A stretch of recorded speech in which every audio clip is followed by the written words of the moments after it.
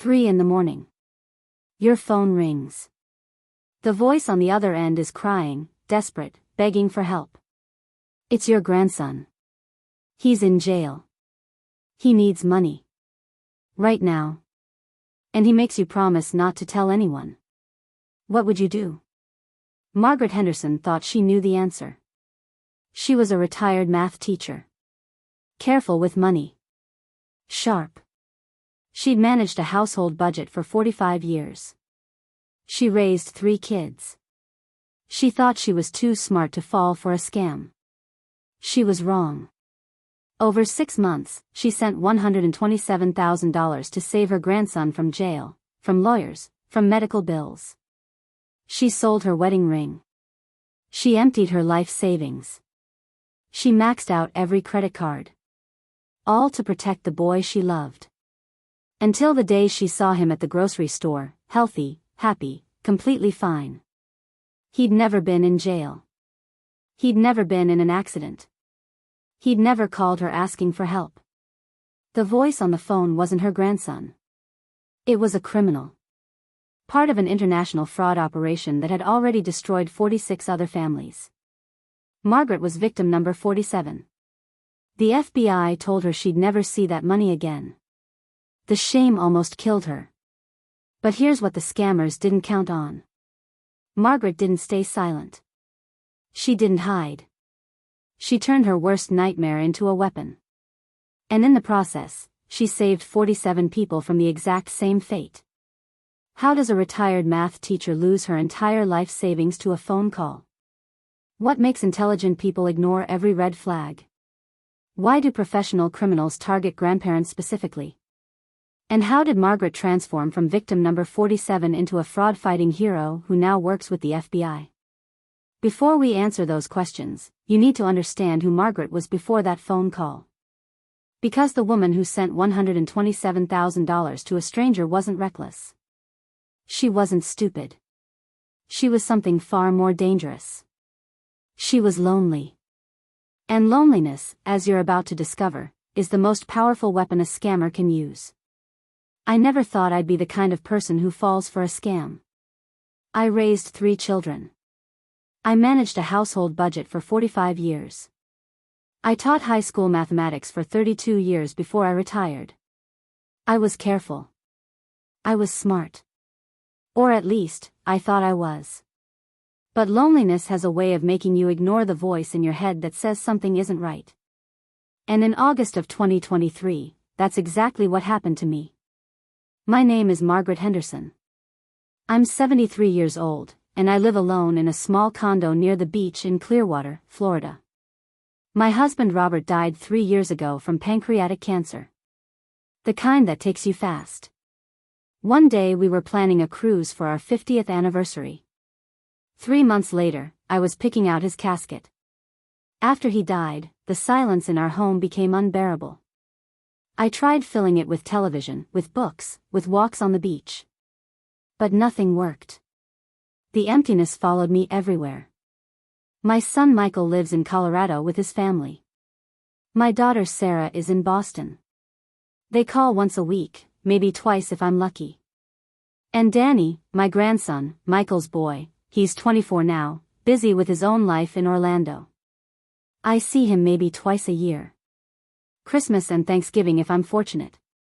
So when the phone rang at 3 in the morning on August 15th, my heart nearly exploded out of my chest.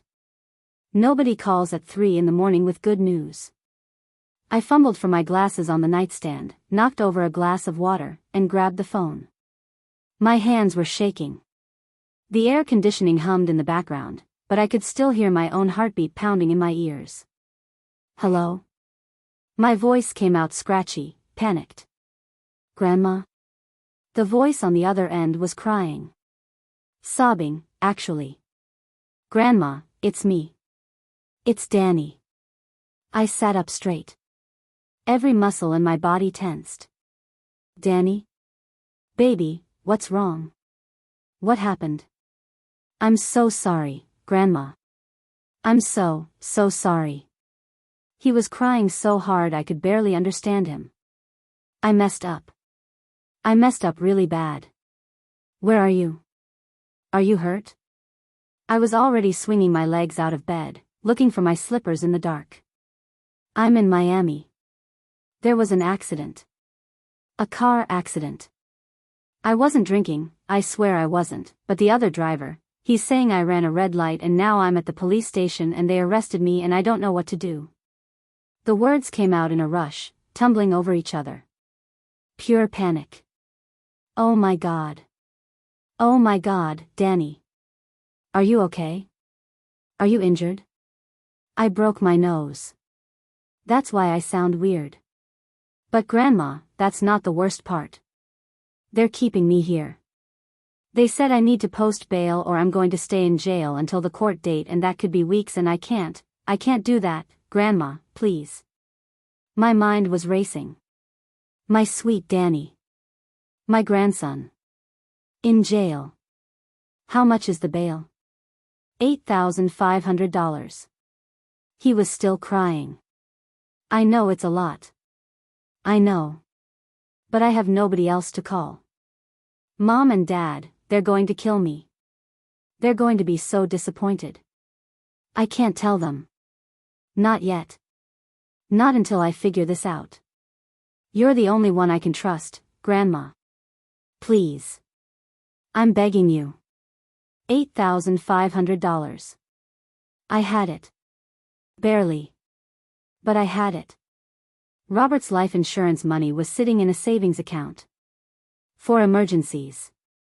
And if this wasn't an emergency, what was? Okay. Okay, baby. Don't cry. We'll figure this out. I'll take care of it. Just tell me what I need to do. The relief in his voice was palpable. Thank you. Thank you so much. There's a bail bondsman here. His name is Officer Martinez. He's going to call you in a few hours with instructions. He'll tell you where to send the money. Just please don't tell Mom and Dad yet. Let me get out of here first, and then I'll explain everything to them myself. I promise. I won't say anything. I promise. Just hang in there, okay? I love you. I love you too, Grandma. You're saving my life. The line went dead. I sat there in the dark, my heart still racing. The red numbers on my alarm clock glowed, 3:17 in the morning. I didn't go back to sleep. I couldn't. I just sat there, waiting for dawn, waiting for the banks to open, waiting for the call from Officer Martinez. It came at 8:30. A man with a thick accent, very professional, very calm. He gave me detailed instructions. I needed to go to Walmart, purchase something called a green dot money pack card, load the $8,500 onto it, and then call him back with the card number. It sounded strange, but he explained that this was how bail money was processed in Miami-Dade County for out-of-state defendants. It was faster than wire transfers, he said. More secure. I didn't question it. I just wanted Danny out of that jail cell. By noon, it was done. I'd drained most of my savings account. But Danny was free. That's what mattered. He called me that evening, his voice still thick, still nasally from the broken nose. He thanked me over and over. Promised he'd pay me back. Promised he'd tell his parents soon. Promised this would never happen again. I believed him. Why wouldn't I? He was my grandson. That was the first time. But it wasn't the last. 3 days later, Danny called again. There was a problem. The accident victim was suing him. His lawyer needed a retainer.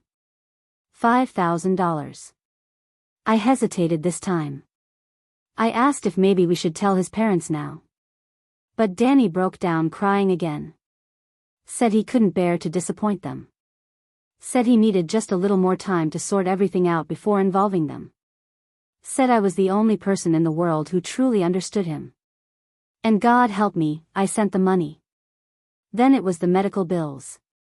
The other driver's insurance wasn't covering everything, and Danny needed to pay out of pocket to avoid another lawsuit. $4,000. Then it was the rental car while his car was being repaired. $2,500. Then it was the court fines. $6,000. Then another lawyer fee. Then another medical expense. Then. September became October. October became November. The calls came 2, sometimes 3 times a week. Each time, Danny sounded more desperate. More stressed. More broken. And each time, I couldn't say no. How could I? He was family. He was my grandson. And more than that, he needed me. For the first time since Robert died, someone needed me. I wasn't just an old widow living alone by the beach, waiting for the phone to ring. I was important. I was necessary. I was saving someone I loved. I stopped going to my book club. I couldn't concentrate on the discussions. I stopped having lunch with my neighbor, Patricia. I couldn't risk her asking questions about why I looked so stressed. I stopped answering calls from Michael and Sarah. What would I say? How could I explain what was happening without breaking my promise to Danny? I took out a cash advance on my credit card. Then another. I pawned Robert's watch, the one I'd given him for our 30th anniversary. I sold my wedding ring. Not the engagement ring, I couldn't bring myself to part with that, but the wedding band. I told the jeweler I was downsizing. He didn't ask questions. By December, I'd sent $112,000. My savings account was empty. My credit cards were maxed out. I had $17 in my checking account. But Danny was okay. That's what he told me every time we talked. He was handling it. He was getting through it. Thanks to me. The Florida heat had given way to the mild winter we're known for. Tourists flooded the beaches. Christmas decorations went up along the main strip. I couldn't afford decorations. I could barely afford groceries. I started shopping at the dollar store, buying the cheapest pasta, the cheapest canned soup. I lost 12 pounds in 6 weeks. Not because I wanted to. Because I had to. On January 9, 2024, I went to the Publix near my condo to buy bread and eggs. That's all I could afford. Bread and eggs. As I was standing in the checkout line, counting out exact change from my coin purse, I heard a voice I recognized. Margaret. Mrs. Henderson. I looked up. And there he was. Danny. The real Danny. Standing 10 feet away from me, holding hands with a pretty blonde girl, his cart full of groceries. He looked healthy. Tan. Happy. His face was perfect. No broken nose. No bruises. No sign of any accident or injury or trauma. For a moment, I thought I was hallucinating. The room spun. The fluorescent lights above me buzzed too loud. I couldn't breathe. Grandma. He dropped the girl's hand and rushed over, wrapping me in a huge hug. He smelled like cologne and sunshine. Oh my gosh, what are you doing here? I thought you shopped at the Winn-Dixie. I couldn't speak. I just stared at him. At his face. His perfect, unbroken face. Are you okay? He pulled back, studying me with concern. You look pale. Are you feeling all right? Yes. I'm fine. I didn't expect to see you. My voice sounded far away, like it was coming from someone else. This is my girlfriend, Amber. He gestured to the blonde girl, who waved shyly. We're in town for the week. Dad's got some conference thing, so we're staying at their house. We should totally get dinner while I'm here. Are you free tomorrow night? Tomorrow night. Dinner. Like everything was normal. Like the last 6 months hadn't happened. Like he hadn't called me crying dozens of times, begging for money, trapped in an endless nightmare in Miami. I can't. I have plans. The lies came automatically now. I'd gotten so good at them. Oh, bummer. Well, maybe next time. I'll call you before we head back to Orlando, okay? He hugged me again. Love you, Grandma. Love you too. The words tasted like ash in my mouth. I watched him walk away, laughing with Amber, loading groceries into their cart. Healthy. Happy. Free. I left my bread and eggs at the checkout counter and walked out of the store. I don't remember driving home. I don't remember unlocking my door. I just remember sitting on my couch, staring at the phone in my hand, waiting for it to ring. It rang at 7 that evening. The voice on the other end said, "Hi, Grandma. It's Danny.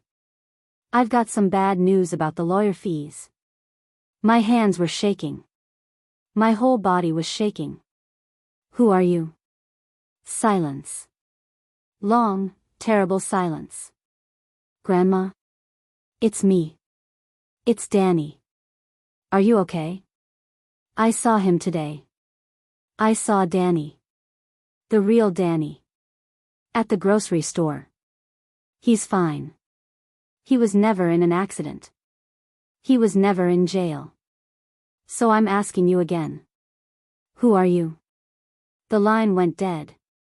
I sat there holding the phone for 20 minutes, waiting for it to ring again. It didn't. That night, I didn't sleep.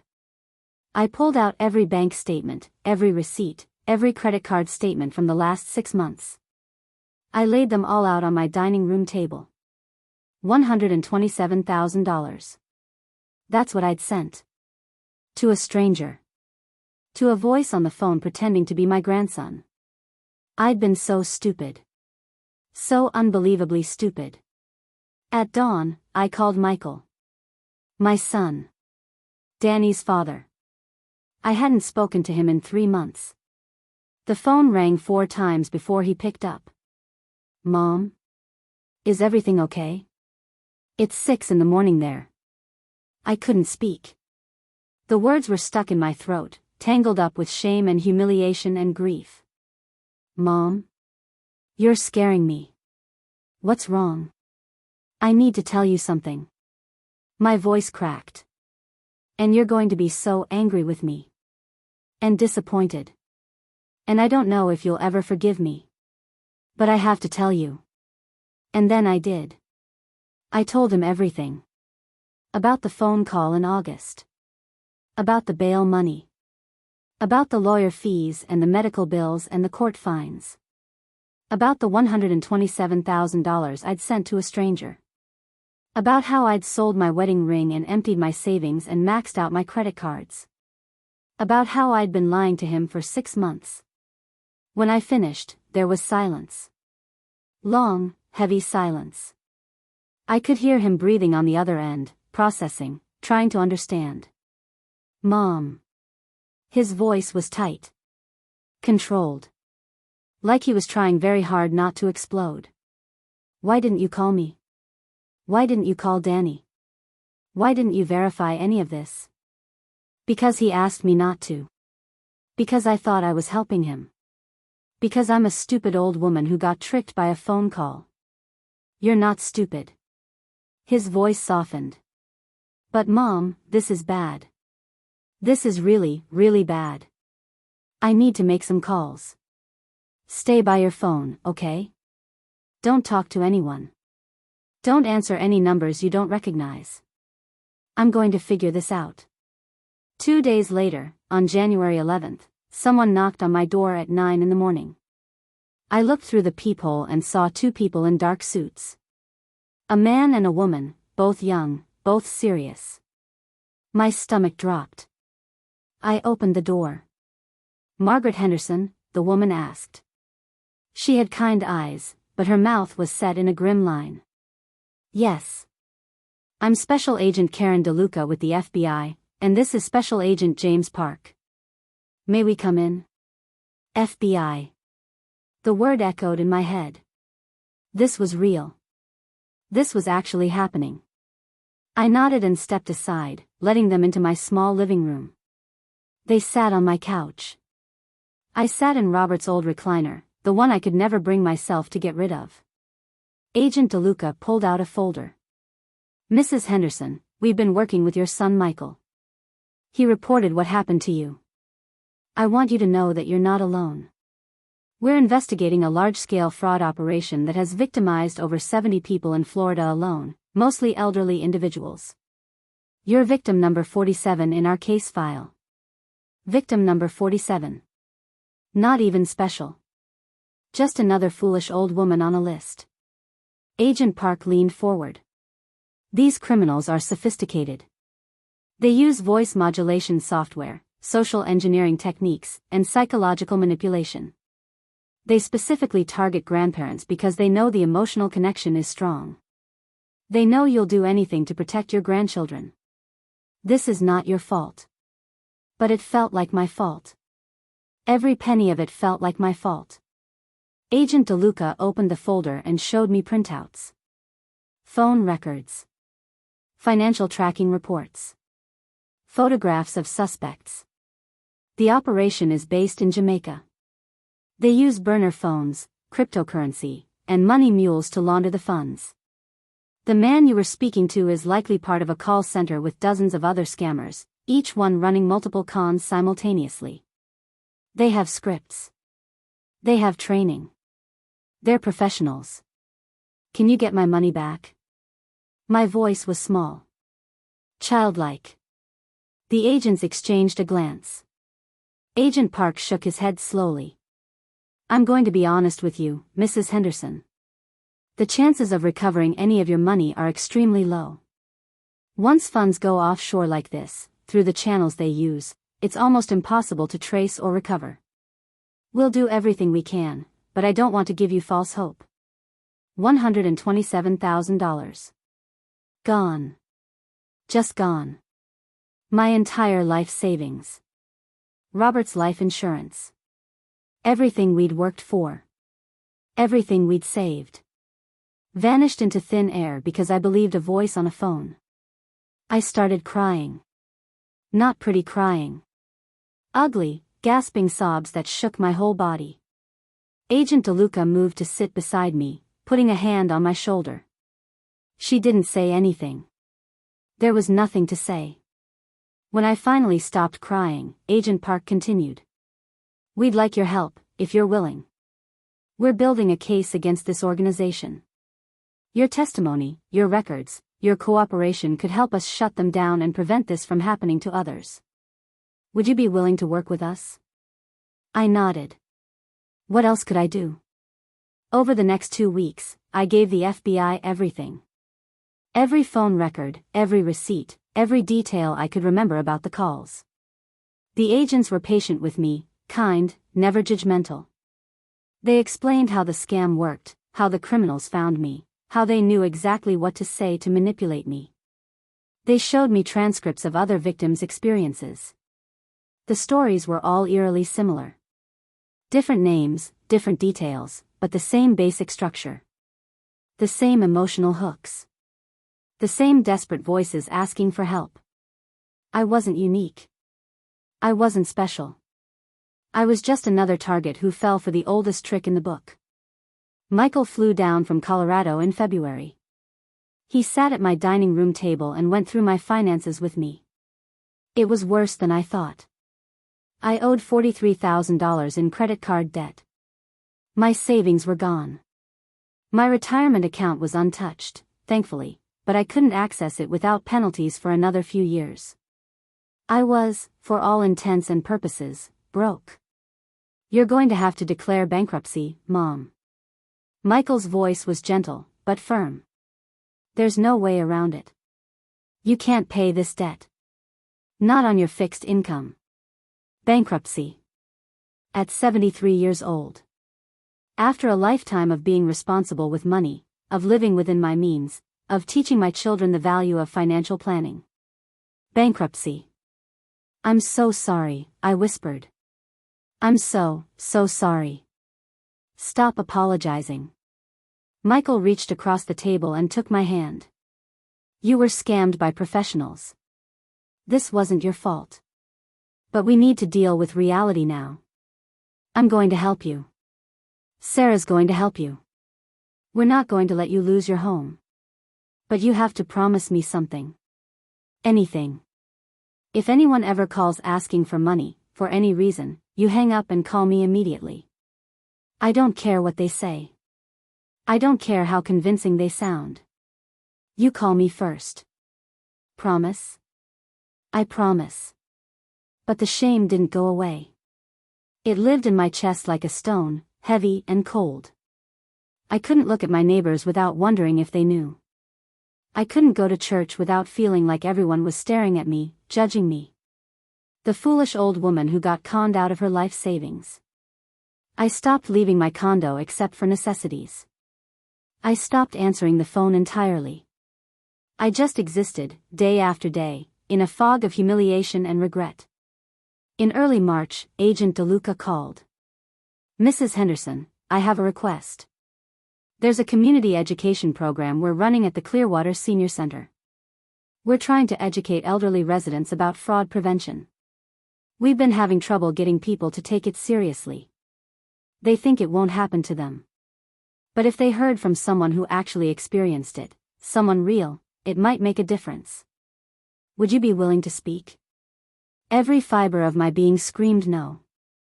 The thought of standing in front of a room full of people and admitting what happened to me was unbearable. But Agent DeLuca's voice was earnest. You could save someone else from going through what you went through. You could turn this into something meaningful. I thought about it for 3 days. I thought about the other 46 victims in the FBI's case file. I thought about victim number 48, whoever they might be, sitting by their phone right now, believing a voice that sounded like their grandchild. I thought about whether I wanted my story to end here, with nothing but shame and loss, or whether I could make it mean something. On March 18, 2024, I walked into the Clearwater Senior Center. There were about 40 people in the room, mostly women my age or older. Some had brought their adult children with them. Everyone looked skeptical, like they were only there because someone made them come. I stood at the front of the room. My hands were shaking. I'd written notes, but when I looked down at them, the words blurred together. So I just started talking. My name is Margaret Henderson. I'm 73 years old. And 7 months ago, I sent $127,000 to a criminal who pretended to be my grandson. I'm here today to tell you how it happened, because I need you to understand something. I thought I was too smart for this. I thought I was too careful. I thought this could never happen to me. And I was wrong. I told them everything. The late night call. The broken nose excuse. The bail money. The months of lies. The day I saw the real Danny at the grocery store. The FBI visit. The bankruptcy. Every humiliating detail. My voice cracked multiple times. I had to stop and drink water. But I kept going. When I finished, the room was silent. Then a woman in the front row raised her hand. She was maybe 80, with white hair and glasses that magnified her eyes. Her hand was trembling. I got a call last week, she said quietly. From my granddaughter. She said she was in trouble. She needed money for a lawyer. I was about to go to the bank today. But something told me to come to this meeting first. Tears were streaming down her face. You just saved me. You just saved my entire life savings. Another hand went up. An older man in the back. My brother lost $50,000 last year to something similar. He was too ashamed to tell anyone until it was too late. Thank you for having the courage to talk about this. Then another hand. And another. Questions, stories, thank yous. By the end of the session, 6 people had admitted they'd either been targeted or knew someone who had been scammed. 3 people asked if they could have my phone number to share with friends who needed to hear this story. I drove home that day feeling different. Lighter. The shame was still there, but it wasn't quite as heavy. I'd taken the worst thing that ever happened to me and used it to help someone else. That had to mean something. Agent DeLuca called me 2 days later. Margaret, the senior center has been flooded with calls. People want more sessions. Other community centers want you to come speak. The local news wants to interview you. Are you willing? Was I willing to put my face on television and tell the entire city of Clearwater that I'd been scammed out of my life savings? 6 months ago, I would have said absolutely not. But things were different now. I was different now. Yes, I said. I'm willing. Over the next 3 months, I spoke at 12 different venues. Senior centers, church groups, library programs, even a local college criminology class. Each time, I told my story. Each time, at least one person would come up to me afterward and say, "You just saved me," or "This is happening to my mother right now," or "Thank you for your bravery." The local NBC affiliate did a feature story on me. The headline was, "Local Grandmother Turns Scam Victim into Fraud Fighter."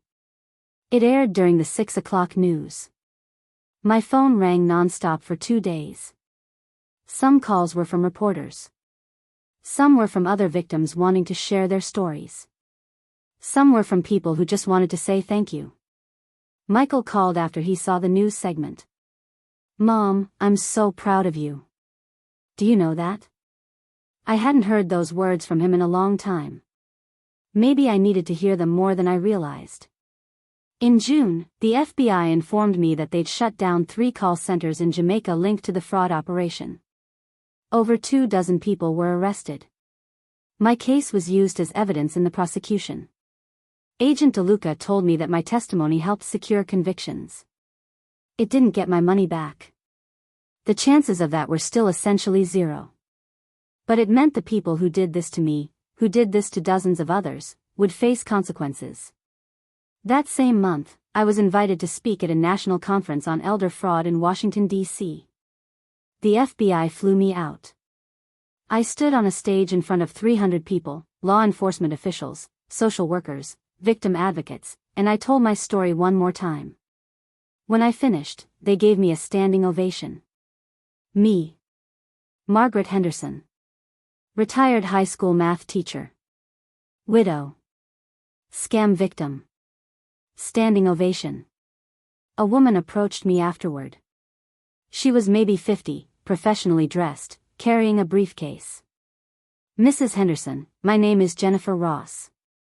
I run a nonprofit called Seniors Against Scams. We provide education and support to elderly fraud victims. We'd like to offer you a position as a volunteer speaker and advocate. Would you be interested? Would I be interested in turning my nightmare into a mission? In spending my retirement years making sure what happened to me doesn't happen to others?" "Yes," I said without hesitation. "Absolutely yes. I still live in my small condo in Clearwater. I still drive my old Honda Civic. I still shop for groceries at Publix, though I can look Danny in the eye now when I run into him. The real Danny knows everything. The whole family knows everything. There are no more secrets.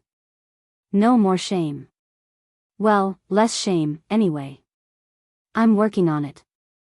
I never got my money back. Probably never will. I had to declare bankruptcy. My credit is ruined. I live on a tight budget, much tighter than I ever imagined at this stage of my life. But I'm not sitting alone in my condo anymore, waiting for the phone to ring, drowning in silence and loneliness. I have purpose now. I have meaning.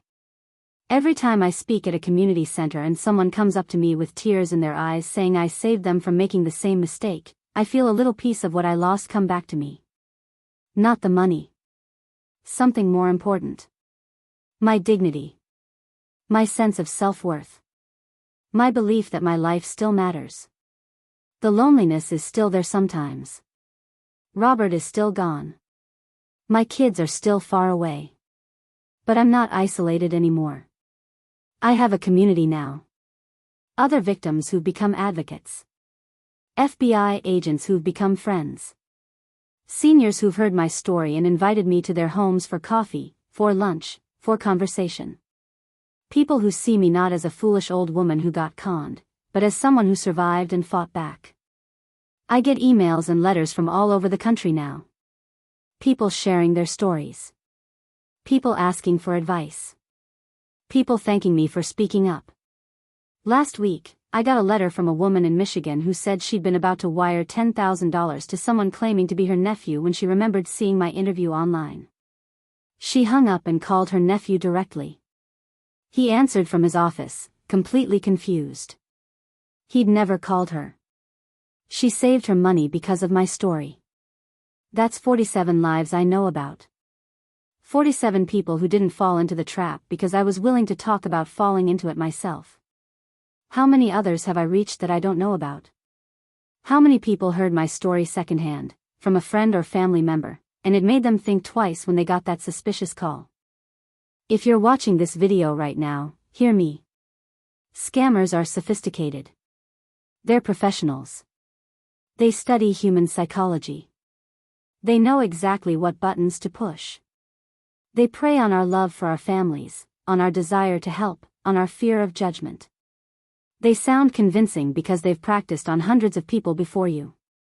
This is not about being smart or stupid. It's about being human and being targeted by people who have no conscience.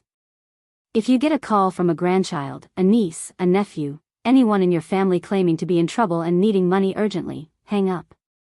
Hang up and call that person directly on the number you have saved in your phone. Verify. Always verify. It doesn't matter how convincing they sound. It doesn't matter how much they cry. It doesn't matter if they beg you not to tell anyone. Hang up and verify. That 30-second phone call could save you from losing everything like I did. And if it's already happened to you, if you've already sent the money, if you're sitting there right now drowning in shame and thinking you're the only person foolish enough to fall for this, you're not. You're not alone. There are millions of us. And it's not your fault. These are criminals. They're good at what they do. That's why they keep doing it. Report it to the FBI. Call the Internet Crime Complaint Center. Tell your family. I know it's hard. I know the shame feels unbearable. But staying silent only helps the scammers. They count on your silence. They count on your embarrassment. Don't give them that power. And if you're watching this because someone you love got scammed, please don't judge them. They're already judging themselves more harshly than you ever could. They need your support, not your disappointment. They need your help navigating the financial and emotional aftermath, not your lectures about what they should have done differently. Trust me, they already know what they should have done differently. Every single day, they replay those phone calls in their minds, looking for the moment they should have caught on, should have said no, should have questioned. Be the person who helps them move forward, not the person who keeps them stuck in regret. I'm 73 years old. I lost my life savings. I declared bankruptcy. I sold my wedding ring to a stranger in a pawn shop. I spent 6 months lying to my family and emptying my bank accounts for a voice on a phone. Those are the facts. Those things happened, and I can't change them. But I can change what happens next. I can use my story to protect others. I can turn my biggest mistake into my greatest contribution. And that's exactly what I'm doing. So write in the comments if you've experienced something like this. Share your story. You might save someone else. And if you found this video helpful, if you think someone you know needs to hear this message, please share it. Subscribe to this channel for more stories like mine. Stories of survival. Stories of people who refuse to let the worst thing that happened to them be the last thing that defines them. My name is Margaret Henderson. I was victim number 47. But I'm not a victim anymore. I'm a survivor. I'm an advocate. I'm a fraud fighter. And I'm not done yet. Not by a long shot. Thank you for listening to my story. Now go call your grandmother and make sure she knows about these scams. Trust me, she needs to hear it. Even if she thinks she's too smart to fall for it. Especially if she thinks that. Stay safe out there. Verify everything. Trust your instincts. And remember, if something sounds too urgent, too desperate, too perfect in its tragedy, it probably is. The real Danny would want you to call his parents. The real emergency would wait 30 seconds for you to verify. The real grandchild would understand your caution. The scammer won't. That's how you tell the difference. And to the person who pretended to be my grandson for 6 months, who heard me cry on the phone about how lonely I was, who took advantage of a widow's love for her family, who stole my husband's life insurance money and my sense of security and my peace of mind, I want you to know something. You didn't win. You took my money, but you didn't take my spirit. You didn't take my ability to help others. You didn't take my purpose. You actually gave me a purpose I never had before. So in a twisted way, I should probably thank you. Because of what you did to me, I've saved 47 people that I know of from experiencing the same thing. 47 families who still have their savings. 47 people who didn't have to feel what I felt. That number will keep growing. Every talk I give, every interview I do, every video like this that gets shared, that number grows. And there's nothing you can do to stop it. I won. Not the way I wanted to. Not the way I expected to. But I won. And I'm going to keep winning every single day for the rest of my life. So if you're still watching, thank you. Thank you for listening.